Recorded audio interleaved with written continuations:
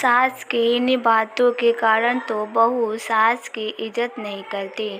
अनु office से आने के बाद शाम के समय रसोई में चाय बनाने के लिए चली तो उनकी सास नीलम उससे बोली, बहू थोड़ी देर आराम कर ले, चाय मैंने बना दी है।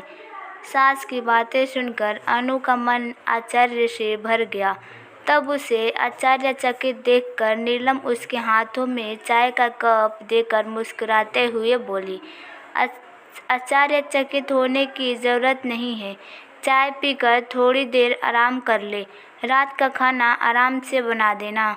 सास की बात सुनकर अनु चाय का कप लेकर अपने कमरे में चली गई थी। गुस्सेमयी सास के स्थान पर प्रेममयी सास के रूप में बदला हुआ रूप देखकर उसे कुछ दिनों पहले की बात याद आ गई थी। वह उसका पति रवि दोनों एक कंपनी में काम करते थे। ससुर रामचंद्र नौकरी से रिटायर होने के बाद सास के साथ घर पर ही रहते थे। 2 बच्चे के दोनों एक प्राइवेट स्कूल में शिक्षा ग्रहण करते थे। अनु सुबह 5 बजे उठकर ही घर के कामों में लग जाती थी। 9 बजे तक घर का काम खत्म करके बाद ऑफिस चली जाती थी। ऑफिस से आने के तुरंत बाद रसोई में शाम की चाय बनाने के लिए घुस जाती थी और रवि आराम करने के लिए बिस्तर पर लेट जाता था। एक दिन ऑफिस में काम करने के दौरान रवि के सिर में दर्द हो गया था। छुट्टी के बाद जब वो घर आई तो थोड़ी देर आराम करने के लिए बिस्तर पर लेट गई थी, तभी उसकी आंख लग गई नहीं थी कि तभी नीलम उसे आवाज़ देते हुए बोली, बहू आज चाय नहीं बनेगी क्या?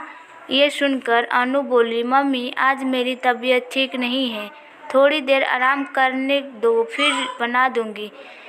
बहू जब मुझे पता है वो वक्त चाय का है, फिर आराम करना ज़रूरी है क्या? नीलम ने थोड़ी गुस्से में कहा। तो उनकी बातों सुनकर अनु का मन दुखी हो गया था, क्योंकि ऑफिस से जाने के बाद वो कभी आराम नहीं करती थी और उसके पति ऑफिस से आने के बाद आराम करने के लिए तुरंत बिस्तर पर लेट जाते थे। आज उसकी तबीयत खराब थी, इसलिए वो आराम करने के लिए कमरे में चली गई थी। यदि नीलम चाहती तो खुद भी चाय बना सकती थी या फिर रवि से कहकर चाय बनवा सकती थी, परंतु वो बेटा बहू दोनों में बहुत भेदभाव करती थी। बेटे के आने पर तुरंत बेटा तो ऑफिस से आकर थक गया होगा, चल आराम कर ले, ये कहकर वो उसे आराम करने को बोल देती और ऑफिस से आने के बाद अनु से आराम करने के स्थान पर तुरंत चाय बनाने को बोल देती, जिसे देखकर कभी कभी अनु का मन दुखी हो जाता था। जिन्हें याद करके वो दुखी मन से बोली, मम्मी जी आपके बेटे तो रोज़ाना आराम करते हैं, मैं तो सिर्फ आज ही आराम कर रही हूँ, वो भी सर में दर्द होने पर।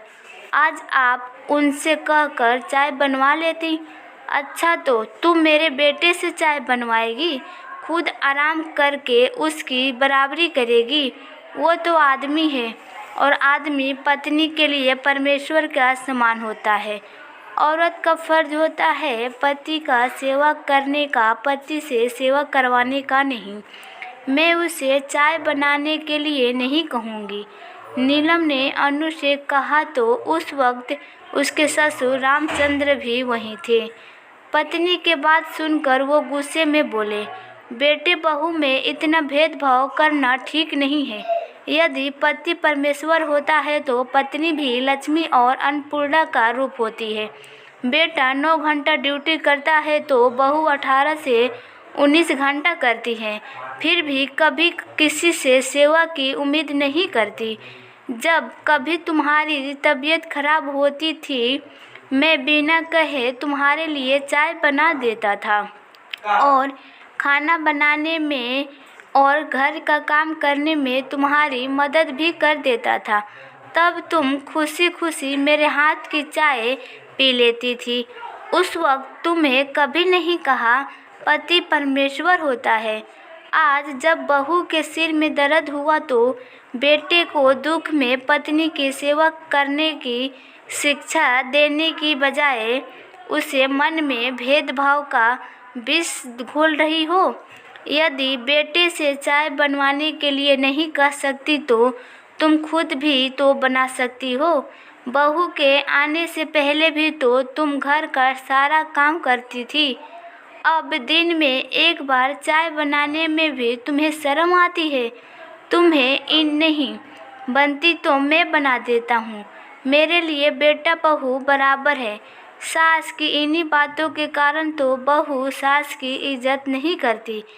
पति की बातें सुनकर नीलम शर्मिंदा हो गई थी। वो अनु से बोली, बहू तू आराम कर ले, मैं चाय बना कर लाती हूँ और रवि को समझाऊंगी कि वो भी तेरे लिए चाय बना दिया करे और घर के कामों में तेरा हाथ बटा दिया करे। पति पत्नी दोनों का दर्जा बराबर का होता है। मैं अभी रवि से कहकर तेरे लिए डॉक्टर से पूछकर सर दर्द की गोली मंगवाती हूँ। सास की बातें सुनकर अनु के चेहरे पर मुस्कान आ गई थी। बहू चाय ठंडी हो रही है, तूने अभी पी ही नहीं? सास ने अनु को कहा तो अनु यादों के झंझोर से बाहर आकर अपने ससुर को मन ही मन धन्यवाद देते हुए चाय पीने लगी थी।